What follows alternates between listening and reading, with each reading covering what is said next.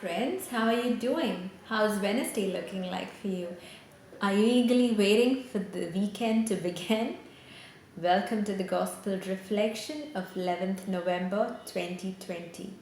As usual, before we begin, we shall sign ourselves, calling upon Jesus and the Holy Spirit to give us the grace to hear the Word of God in the right manner as we open our hearts to be more loving and grateful to God and to all around us. In the name of the Father, and of the Son, and of the Holy Spirit. Amen. Come, Lord Jesus. Come, Holy Spirit. Lord Jesus, you say where two or three are gathered in your name, there you are amongst them. And we know you are with us right here, right now. As we open our hearts to allow your word to seep in, give us the grace to be grateful for all that you've given us, Jesus, as we go about being witnesses of your love and mercy to all whom we encounter. We make this prayer in your name, Lord Jesus. Amen. In the name of the Father, and of the Son, and of the Holy Spirit. Amen. My dear friends, today's Gospel reading is taken from the book of Luke, chapter 17, verse 11 to 19. On the way to Jerusalem, Jesus was going to the region between Samaria and Galilee. As he entered a village, 10 lepers approached him, keeping their distance. They called out, saying, Jesus, Master, have mercy on us. When he saw them, he said to him,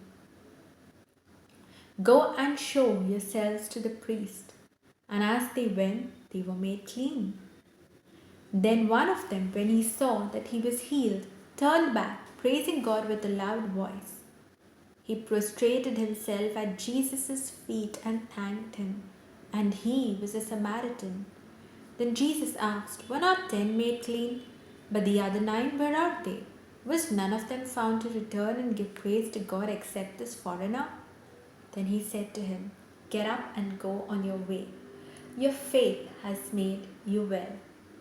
The Gospel of the Lord. Praise be to Lord Jesus Christ. Let that sink in, my dear friends. Get up and go on your way. Your faith has made you well. While I pondered over what should I be sharing with you today, this word really hit me. Get up and go on your way. Your faith has made you well. And I'm repeating this time and again because I want to share a little aspect of a particular season in my life, or I think the season which is still on, where work gets to me. And I reach a point of burnout where I love what I do, but I just don't feel all there. And I get so tired and I feel so sick, and I wake up with a body pain and I say, Jesus, I can't do this anymore. I need help. I need someone to help me carry my cross. I can't do this anymore. And then Jesus tells me, and I hear it as bright as day every morning when I offer my day to Him. Jesus tells me, Get up and go on your way. Your faith has made you well. And I just go about with my day, and I can pull on very well. So much so that every evening when I sit to share the gospel with y'all, I think I look fresh, don't I? Well, yes. So this is just a particular season in my life. I'm sure we all have a lot of things which we can share with each other, and which I can bring forth today and say that, you know, there were times when I didn't feel all that well. There were times when a family member was battling a sickness, and I know that Jesus, His gospel speaks only promise. And if we have that faith will make us well. And my dear friends, I want to call to mind also today the acclamation for today, which is 1 Thessalonians chapter 5 verse 18, which goes, In all circumstances give thanks, for this is the will of God. And I want to remind you, my dear friends, this pandemic has got into all of us, right? But wherever you are, at whichever point in your life, give thanks to God no matter the circumstances, no matter the uncertainty in your life, no matter if you don't know where you're headed, what you're going to do, whether there's a job loss, whether there's a financial crisis. In all circumstances, give thanks. And that is what the gospel is all about, gratitude today, and the lepers. So we're going to try and understand that. But remember this as a take home message today, that in all circumstances give thanks, because your faith will get you exactly where you need to be at whichever point in your life you are at right now. So, you see, my dear friends, today's gospel reading talks about Jesus cleansing the 10 lepers, and we see that only one leper, who's a foreigner, who's a Samaritan, comes and actually thanks Jesus. And we know that Samaritans were also an outcast community as the days gone by, and also lepers were considered outcast as well. So imagine being a Samaritan leper. Oof, that must have been hard on that individual. But he was the only one who was grateful for the blessing he received through the healing Christ gave him. You see, my dear friends, we know that lepers are ostracized. So these lepers called out to Jesus. They say, Jesus, Master, have mercy on us. They called out because they couldn't go near to Jesus. And we need to also remember this fact that the people of Samaria were amongst the first who accepted Jesus as Lord and became followers of the gospel, not the Jews, because they were persecuted. And the Jews, they were the ones who were ultra religious, but they did not follow Christ when the time came. It was the Samaritans who were the first followers. Keep that in mind. The people who were ostracized were, in fact, the ones who accepted the gospel and who accepted Christ. So, my dear friends, we are called to remember today that we too must never give in to a temptation to exclude any people as possible followers of Christ. You never know that through you and in your way of living, someone may be called to follow Jesus. And that's why we must never exclude that possibility. And hence, we are supposed to always live that gospel filled, Christ centered lives, donning the garments of mercy, love, joy, peace, forgiveness, and reconciliation. We have to be ready to watch out to all, even the most unlikely. We have to watch out because we are part of a community, we are part of a society, and we are responsible for each other and each other's growth, even. We must not treat anyone like outsiders or untouchables, even those who show themselves extremely hostile to the gospel. Someone may not really vibe with your way of belief or your way of living, but that doesn't mean you do not show them the way, because we know that Jesus is the way, the truth, and the life. And you have to always be mindful of living that gospel centered life. There may be times, where you might slip, in the sense you might not have that faith or that calling to live that life at all point of time. But as soon as you realize that mistake, get up and go on in your faith, because Jesus has got you, my dear friends.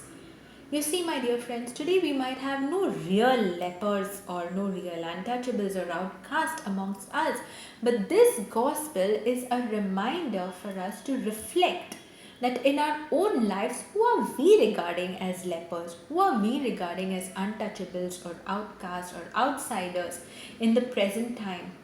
And ask yourself whether you personally treat any person as an outsider. It could be in your home, it could be in your work, it could be in your family, or any place you would meet people. And I want to call to mind this. I was very surprised that when I'm born and brought up in Mumbai, so when I shifted to Goa, I realized that casteism is very strong even amongst Christians and Catholics over here. And that kind of made me feel very uncomfortable, because we are all brothers and sisters in Christ, right? We are all children of God. So why does a place, or why does a caste be the stamp on a person as and how we treat them or how we deal with them? I don't think that's right, and I personally don't feel that's right. And today's gospel is a reminder for us to look that where in our lives are we treating people from that space, where we are looking at them from their caste, where we are looking at them from the background they come from or the place they come from. This is very contrary to the Eucharist, my friends, and it's very contrary to Jesus' teachings as well. And that is where we are called to introspect in our lives. We are called to bring to our mind that is there anyone whom we are treating like this, and we are called to reconcile, we are called to forgive, we are called to spread Christ's love and light and be that salt, my dear friends, in the lives of those people who've gone away from Christ. And we are called to always live exemplary lives. My dear friends, also before I end, this gospel speaks so much about gratitude, and I want to ask you, are you grateful to God about where you are and which season you are in of your life right now?